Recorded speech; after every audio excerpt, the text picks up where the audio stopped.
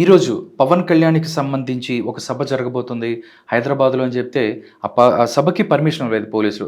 దానికి సంబంధించి జనసేన కూడా అక్కడికెళ్ళి ఒక పిటిషన్ ఏసింది కోర్ట్‌లో మాకు సభ జరుపుకోవడానికి అవకాశం ఇవ్వాలని. ఇటువైపు కూడా కేవియట్ పిటిషన్ ఏసారు ఒకళ్ళు దీనికి సంబంధించి. సభ జరిగితే ఉద్రేక పరిస్థితులు ఉంటాయి, గొడవలు అవుతాయన్న పరిస్థితి. నిజంగా ఎందుకు పవన్‌ని అడ్డుకుంటున్నారు అని చెప్పి కూడా కొంతమంది జనసేన వాళ్ళు మాట్లాడుతున్నారు. దీని మీద మీ విశ్లేషణ ఏంటండి? అడ్డుకునే పరిస్థితులు ఎవరు క్రియేట్ చేసుకున్నారని అడగండి. హ్మ్. ఇప్పుడు మొన్న జరిగిన ఎలక్షన్స్లో నిలబడ్డాడు కదా ఆయన కూడా. అవును. కొన్ని కార్పొరేషన్స్లోనూ కొన్ని సర్పంచ్ అక్కడక్కడ పోటీ నిలబడ్డాడు చేశారు. కదా ఆయన. ఎవరిని అడ్డారా? ఇవాళ విపత్కర పరిస్థితులు ఎందుకు వస్తున్నాయి? అనవసరమైన ఫ్రిక్షన్స్ రక్కస్సు క్రియేట్ చేసింది ఎవరు? హ్మ్. దారిన పోయిన కంపం తగిలించుకుంది ఎవరు? ఇది మీరు ఆలోచించాలి. సింపుల్ చెప్తా. హ్మ్. కాంగ్రెస్ పార్టీ ఇక్కడ రూలింగ్లో ఉంది. జూబ్లీస్ ఎలక్షన్లో ఇచ్చిన ప్రామిస్కి ఎన్టీ రామారావు విగ్రహం అక్కడ పెట్టారు. సర్కిల్లో పెట్టారు. ఎక్కడ? అమీర్పేట సార్. అమీర్పేట మైత్రివనం. ఇప్పుడు ఒక పార్టీ కొన్ని విషయాల మీద పూర్తి అవగాహనతో బేరీజు వేసుకుంటూ ఉంటుంది. హ్మ్. వేసుకోకుండా ఏది పడితే అది చేస్తే దాని కాన్సిక్వెన్సెస్, దాని రిప్రకేషన్స్ ఎట్లా ఉంటాయి అన్నది చూస్తూ ఉంటుంది. ఇది ఆల్రెడీ ఒక పక్క జరిగి ఉంది, అయిపోయిందని ఎవరు ఏం చేయలేరు కదా. హ్మ్. నాదల మనోహర్ గారు, నాగేశ్వరరావు గారు పాసిఫై అయిన తర్వాత తగుదనమ్మా అని చెప్పి హ్మ్.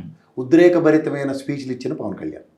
దాని ఎగోని ద టాలరెన్స్ ఆఫ్ తెలంగాణ ఏది కొబ్బరి చెట్ల విషయంలో మాట్లాడినప్పుడు కూడా చాలా సైలెన్స్ పే చేశారు. ఎవరు రియాక్ట్ అవ్వలే, వదిలేశారు వదిలే అన్నట్టుగా. ఇప్పుడు ఎక్కడి నుంచి ఎక్కడికి లీడ్ అయిందంటే అనవసరమైన రక్కస్ని, అయిపోయిన దాన్ని దారిన పోయిన కంపెనీ పవన్ కళ్యాణ్ తగిలించుకొని యాజ్ ఇఫ్ అన్నట్టుగా మాట్లాడితే కుదరవు.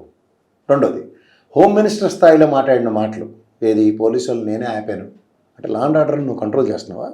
On what capacity?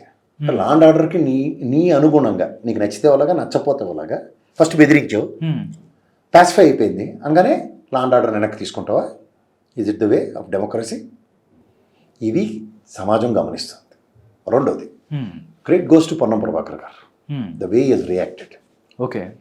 గవర్నమెంట్ పరంగా ఎందుకంటే ఇవాళ ఒక సమాజంలో ఒక జర్నలిస్ట్ పట్టనట్టి చాలా రియాక్ట్ అయ్యింది. నాగేశ్వరరావు గారి విషయంలోనే ఒక ఉద్రేకభరితమైన వాతావరణం. తర్వాత ఆయనకి మైక్ ఇస్తే తలా తోకాలేని మాటలు మాట్లాడుతాడు, ముందుకి వెనక్కి దేనికి సంబంధం ఉండదు. పైపెచ్చు తెలంగాణ సెంటిమెంట్ చాలా చాలా క్రిటికల్. ఇక్కడ మీరు గమనిస్తే ఆంధ్రుల పాలనలో అణిచివేతకు గురైంది అన్న దాని మీద ఉద్యమ నేపథ్యం ఉంది. ఇక్కడ ఈయన మాట్లాడుతున్న మాటలు నిజంగా రాజ్యాంగం ఇచ్చిన హక్కు, ఆయనకి పార్టీ పెట్టుకోవచ్చు, ఎక్కడైనా సభలు సమావేశాలు నిర్వర్తించుకోవచ్చు, ఏదైనా చేయొచ్చు, ఐఎమ్ నాట్ కాంట్రడిక్టింగ్. బట్ దానికన్నా ముందు ఫ్లేరప్ అయ్యే విషయాలు ఇప్పుడు ఉన్న చిరణవయసి గారు 15 నిమిషాలు ఇస్తే నరికేస్తామని చెప్పాడు అందరినీ, హిందువుల్ని. ఎగ్జాంపుల్ చెప్తున్నా. దానికి ప్రికాషన్స్ తీసుకోకుండా, పోలీస్ యాక్ట్ని అమలు చేయకుండా పోలీసులు ఏ ప్రాతిపదికన పర్మిషన్లు ఇస్తారు? ఆయనకి ప్రికాషన్స్ ఉంటాయి కదా. మీరు సభలో కొంచెం ఉద్రేకభరితమైన ప్రసంగాలు చేయొద్దు ఇలాంటివన్నీ చెప్పి సభకు పర్మిషన్ ఇవ్వడం ఉన్నది క్వైట్ కామన్. ఇక్కడ 11 రోజులు అన్నం తినడం మానేసాను, తెలంగాణ ఏర్పడిందన్న సెంటిమెంట్ మాటలు ఆంధ్రాలో వీళ్ళు రాజకీయం చేసుకుంటున్నారు కదా, మీరు చేసుకోండి. ఇక్కడికి వచ్చారికల్లా ఇష్టం లేనిది అన్నది పోర్ట్రేట్ చేసి ఎస్టాబ్లిష్ అయిన తర్వాత ఇక్కడ ఇష్టమైన రాజకీయాలు చేద్దామంటే, ఇక్కడ మీరు అపార అనుభవం కలిగిన చంద్రబాబు నాయుడు గారు లాంటి వ్యక్తే ఇక్కడ సాహసం చేయట్లేదు. ఆయన తెలంగాణలోనూ పుట్టిన తెలుగుదేశం పార్టీ, తెలంగాణలో ఉన్న అతిరథ మహారాజులైన నాయకులు ఆయనకు ఉన్నంత చిత్తశుద్ధి ఆంధ్రలో ఉన్న తెలుగుదేశం పార్టీ నాయకులు గౌడికి ఉండదు. అంత కమిట్మెంట్ లెవెల్స్ ఉన్న నాయకులు ఉన్నారు. ఎవరో అక్కడ అరవింద్ కుమార్ గౌడ్నే చెప్తాను నేను ఎగ్జాంపుల్. ఎంత ఉండి ఏమీ లేదని తెలుసుకోవడం ఇంకెందుకు దేవుళ్ళు పడుతున్నాడు ఆ పార్టీలో? తెలంగాణలో ఏం లేదని తెలుసు ఆయనకి. మొన్నటి దాకా ఆయన ఎవరండి, రాహుల్ చంద్రశేఖర్ గారు, ఆయనకన్నా లాయల్టీ ఉన్నాడు ఎవడన్నాడు? ఆయనే కదా. ఇంకా లాస్ట్ స్టింట్ ఇంకా అవదని చెప్పిన తర్వాత కదా. సో ఇవన్నీ గమనిస్తూ కూడా ఆయన లాంటోడే తెలంగాణలో ఇది రైట్ టైం కాదని అలా ఆఖరికి అధ్యక్షుని కూడా ప్రతిష్ఠించకుండా చూస్తున్న తరుణంలో తగుదనమ్మా నేను వచ్చి రాజకీయాలు చేసేస్తాను, చక్రం తిప్పేస్తాం అంటే ఒక్కటి చెప్తా. మొన్న ఏదో నాకు తెలిసి నరేంద్ర మోడీ గారు వచ్చినప్పుడు ఏదైనా తెలంగాణలో అంటే మనోడు ఏదో బిల్డప్లు ఇచ్చి ఉంటాడు, ఏదో ఖమ్మం నల్గొండ ఇవంతా ఆంధ్ర ఫ్లేవర్స్ ఉంటాయి కాబట్టి కొంచెం కొట్టుకొచ్చేస్తాం మా ఫ్యాన్స్ గీన్స్ అని ఏదో అలవాటు చేసి ఉంటాడు. దానికి కాంపన్సేషన్ ఇక్కడ ఏదో అంటే ఇక్కడ కిషన్ రెడ్డి గారితో తలుచుకుందే బీజేపీకి జనసేనకి పొత్తు, ఆంధ్రలోతో పొత్తు ఉన్నంత మాత్రాన్ని ఇక్కడ కాదని చెప్పి జనరల్ ఎలక్షన్స్లో ఎంటర్టైన్ చేయని ఉదంతమే ఉంది మనకి 5 స్థానాలు నిలబడినప్పుడు. ఈవెన్ మొన్న కూటమితో పాటు ఉన్న దగ్గర ఆంధ్రాలో ఉంది, కానీ ఇక్కడ జనసేన ఇండిపెండెంట్గా బీజేపీతో కోలేడు, ఎక్కడ పోటీ చేయలేదు కదా. ఉదాహరణకి ఖమ్మంలో ఎక్కడ ఒకటి గెలిచారు. సో ఇవన్నీ గమనిస్తున్నప్పుడు దేనికి అది ఓవర్ యాక్షన్ చేసేద్దామంటే కుదరదు. అంటే సార్ వాళ్ళకి ఒక ఫ్యాన్ ఫాలోయింగ్ ఉంది, మ్మ్. ఫ్యాన్స్ ఆయన నెత్తిమీ పెట్టుకుంటారు, అది వరకు ఓకే. మ్మ్. కానీ ఇది స్టేట్ పాలిటిక్స్లో ఇక్కడ రోల్ ప్లే చేయడానికి, ఇక్కడ లేని రోల్ క్రియేట్ చేసుకోవడానికి ఇక్కడ కుదరదు. అంటే రాజకీయాలు ఆంధ్ర వాళ్ళకి సంబంధించిన పార్టీలు రాజకీయాలు చేయకూడదా అని చెప్పి మాట్లాడుతున్నారు. అంటే ఎప్పుడూ వెళ్ళిపోయిన 12 సంవత్సరాల క్రితం ఆంధ్రుల మనోభావాలతో కూడిన రాజకీయం నేపథ్యమే తెలంగాణ ఉద్యమం. మ్మ్. అణిచివేతకు గురవుతున్న ఆంధ్ర పాలకులతో అన్న దగ్గర తెలంగాణ ఉద్యమం వచ్చి మ్మ్. ఎంత కదన్నా ఐడెంటిటీ పవన్ కళ్యాణ్ గారిది ఖచ్చితంగా ఆంధ్ర నుంచే కదా. ఓకే. మళ్ళీ వచ్చి పాలన అంటే పార్టీ అంటే అంటే నేను ఆ పార్టీ అధికారం ఇక్కడే కోసం పుట్టింది కాదు అని కానీ చెప్పాడు. ఆయన కూడా ఇక్కడే పుట్టింది నా పార్టీ, నేను ఇక్కడి నుంచే పుట్టింది, ఎందుకు నేను మాట్లాడుతున్నా చెప్తుంది అదే కదా. దీని క్లాసిక్ ఎగ్జాంపుల్ తెలుగుదేశం. తెలుగుదేశం కానీ ఇదేం పెద్ద పార్టీ కాదు కదా. వాళ్ళే సాహసించట్లే. అధ్యక్షుడిని మొన్న అప్పటిదానికి కమిటీలు ఎందుకు రద్దు చేశారు మీరు? మీకు ఎంత ఉడతూపులు పోయే కార్యక్రమం ఉన్నప్పుడు కమిటీలు రద్దు చేశారు ఎలక్షన్స్ ముందే. If you can really recollect. Janasena constructive way of doing things అన్నవి ప్రజలు గమనిస్తూ ఉంటారు ఇక్కడ. అసలు ఈ సమాజం ప్రతిదాన్ని టాలరేట్ చేసేస్తుంది, ప్రతిదాన్ని నెత్తిన పెట్టేసుకుంటుంది అంటే సినిమాటిక్గా జరగడానికి కుదరదు. ఇక్కడ ఒక డెకరం మెయింటైన్ అవుతుంది దగ్గర ఆ హార్మోనిని డిస్టర్బ్ చేసింది పవన్ కళ్యాణ్. ఖచ్చితంగా చెప్పొచ్చు. నాగేశ్వరరావు గారి విషయంలో అతను మాట్లాడిన అవాకులు చవాకులు అవి వేర్ ఇట్ లెట్ అన్నది చూసుకుంటే it really led to ruckus. ఒకటి సార్ ఏంటంటే, ఒకటి వాళ్ళు ఏం చెప్తున్నారంటే నాగేశ్వర్ గారు ఎవరైతే ఉన్నారో దానికి సంబంధించిన మాటలకి సంబంధించి కరెక్ట్ దానికి సోర్స్ లేదు, ఏం మాట్లాడినా కానీ పవన్ కళ్యాణ్ రియాక్ట్ అయిన తీరు. నేను మళ్ళీ చెప్తాను, జర్నలిస్ట్ కోణంలో మీరు కనుక మాడితే, నేను జర్నలిజం చదువుకున్న విద్యార్థిగా చెప్తున్నా, జర్నలిస్ట్కి సోర్స్ కూడా చెప్తాడు. సోర్స్ అసలు లేదు, ఎవరు చెప్పాల్సిన లేదు. మీకు ఎగ్జాంపుల్ చెప్తా. మహా టీవీలో పనిచేసే మూర్తి గారు స్టింగ్ ఆపరేషన్ చేసి కోడిపెట్టలను పెట్టాడు జనసేన వాళ్ళు గ్రాండ్ కాక్తి హోటల్లో. మేనేజ్మెంట్ కోలేడ్ అయింది. ఆ వార్త ప్రసరించిపోతే కాగితం మొహమ్మద్ ఇసి వచ్చాడు. That is the potential of journalist. Okay. TV5 ఇప్పుడు ఉన్నాడు ఆయన. టీవీ5 జర్నలిస్ట్ మూర్తి గారు అంటారు. ఏ సోర్స్ మాడదామా? ఓకే. స్టింగ్ ఆపరేషన్ ఒకటి చేస్తారు జర్నలిస్టులు, సోర్స్ చెప్తారా? సోర్స్ అసలు ఎవరికి చెప్పాల్సిన అవసరం లేదండి సార్. ఒక జర్నలిస్ట్ అన్నవాడు సమాజ హితం కోసం. అందులో నాగేశ్వరరావు గారు చెప్పింది ఏంటి, చాలాసార్లు చెప్పాను ఇప్పటికి కూడా. పీర్ సాహిబ్ దూపం పెట్టి చీపు రేటు కొడతారు చూడండి, నెమలి చీపురు అలా కొట్టాడు. వైఎస్ఆర్సీపీని 2014 నుంచి ఈ రోజు దాకా ప్రతి బిల్లుకి సపోర్ట్ చేస్తుంది వైఎస్ఆర్సీపీ బీజేపీకి. ఓకే. మీరు ఎందుకు శంకెక్కారు బీజేపీకి? పొత్తు కూటమి అని చెప్పి కళ్ళు కాకులు ఎత్తుకెళ్ళా అన్న ప్రశ్న అర్థమవుతుందా మీకు? Okay. So these are all criticality establish అవుతున్నట్టుగా వీళ్ళు బిల్డప్లు ఇస్తుంటే ఫెయిలర్ కొట్టి ఒక అన్సర్టనిటీని డ్రైవ్ చేద్దాం అన్నప్పుడు ఇక్కడ సమాజం చాలా ఫాస్ట్గా అలర్ట్ అయింది. ఎప్పటికీ లేని బాధ పుచ్చకెళ్దాం కంటే భుజాలు తొడుకుందాం అంటే జనసేన, పవన్ కళ్యాణ్, నారాయణ మనోహర్. ఏదో నారాయణ మనోహర్ కొంచెం అనుభవజ్ఞుడు కాబట్టి ముందే తేరుకుని నాగేశ్వరరావు గారితో పాసిఫై అయిపోయి ఆగిపోయాడు, పక్కెళ్ళిపోయాడు. సడన్గా మనోడు నేను ఈ సినిమాకి హీరో అయితే సెకండ్ హీరోతో కుదరదని చెప్పి వేసుకున్నాడు. వేసుకుంటే ఏమైంది, నెత్తి వాచిపోతుంది.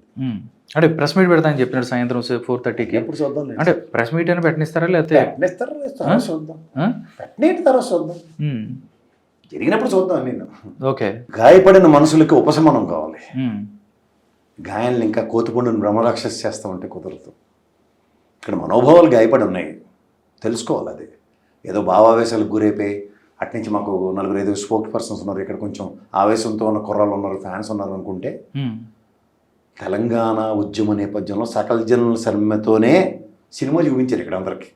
అప్పటికి రూలింగ్ గవర్నమెంట్ కాంగ్రెసే, ఇదే కిరణ్ కుమార్ రెడ్డే, లాస్ట్ బాల్ 6 కొట్టేస్తామని పగొడి కబుర్లు చెప్పిన కిరణ్ కుమార్ రెడ్డే ఉన్నాడు. అయితే 2 రాష్ట్రాలని మోసం చేసిన వెంకయ్యనాయుడు కూడా ఉన్నాడు బీజేపీ నుంచి. ఏడి చేయగలిగారు, ఏడి చేశారు.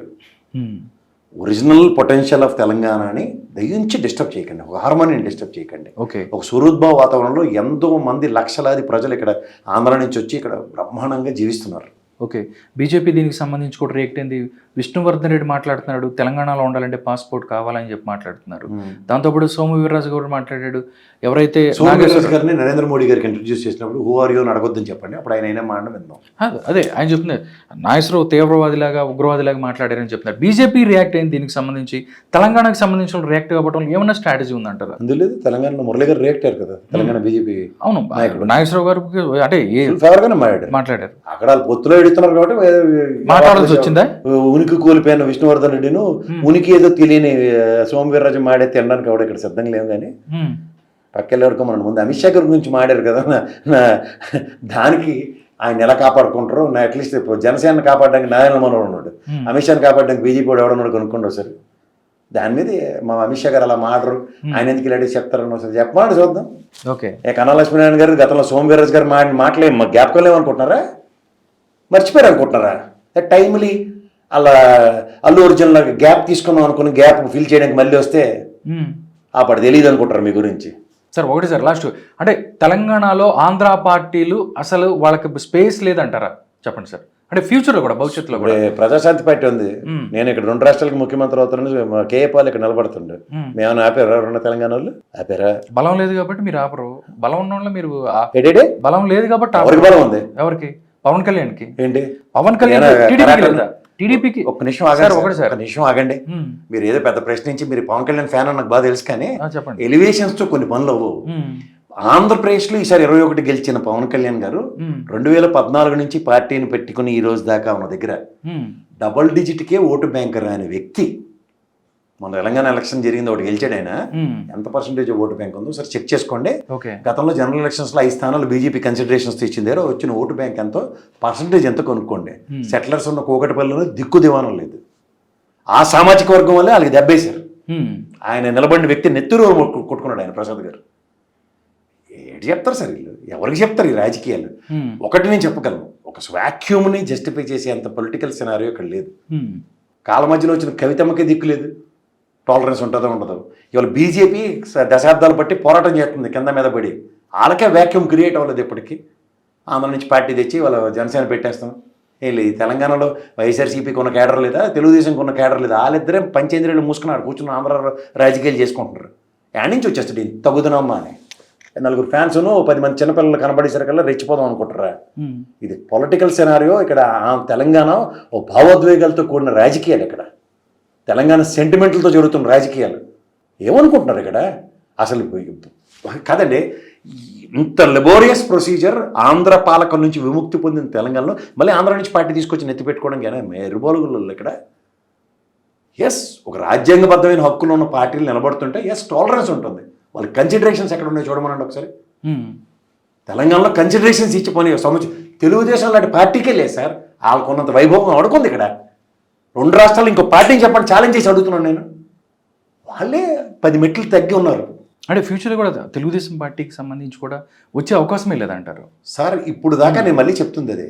ఇక్కడ మీకు ఒక రీసెంట్గా ఏర్పడిన తెలంగాణ రాష్ట్రంలో ఇప్పుడు కేసీఆర్ గారి మీద విరక్తి కలిగే కదా రేవంత్ రెడ్డి గారికి అవకాశం వచ్చింది. ఈ అడ్జస్ట్మెంట్ ఫ్రిక్షన్ అన్నది జరుగుతున్నప్పుడు రేపు పొద్దున ఎలక్షన్స్ ఏమవుతాయో చూడండి ఒకసారి, హ్యావ్ పేషెన్స్. ఓకే. కానీ అది ఏది చూడకుండా ఎవరికాడు నేను ఇక్కడ నాకు ఎస్ఎస్ మీ నీ వేకెన్సీ అని చెప్పి లోపలికి వస్తానంటే కుదరదు. ఇక్కడ పొలిటికల్ సినారియోలో ఒక సినిమా రంగం నుంచి వచ్చిన వాళ్ళకి ఎంటర్టైన్మెంట్ ఎలా జరుగుతుందో చూడమనండి ఒకసారి. బాబుమోహన్ గెలిచాడు ఇక్కడ, ఏ ప్రతిపద తెలంగాణ గడ్డలో పుట్టాడు కాబట్టి. రమ్మండి చూద్దాం, ఎవరన్నా వచ్చి రాజకీయాలు ఈ సినిమాలో ఉన్న అధిరథ మహారాజులు అందరూ ఏం గమ్మున ఎందుకుంటున్నారు? ఇట్ ఈస్ సెన్సిటివిటీని చాలా స్ట్రైవ్ చేయాలి సార్. ఆ సెన్సిటివిటీ చాలా సెన్సిబుల్ లైన్లో నడుస్తుంది. తేడా జరిగితే ఉనికికి ప్రమాదం. వీళ్ళకేం పోయింది సార్, చిన్న చితక రాజకీయాలు తీసుకునే వాళ్ళు వీళ్ళు. ఇక్కడ సెటిలర్స్ ఉన్నారు ఒక ఎష్యూరెన్స్తో. ఆ ఎష్యూరెన్స్ ఇవాళ కాంగ్రెస్ పరంగా ఉంది, గతంలో బీఆర్ఎస్ పరంగా ఉంది, పోనీ బీజేపీ పరంగా కూడా ఎష్యూరెన్సే ఉంది.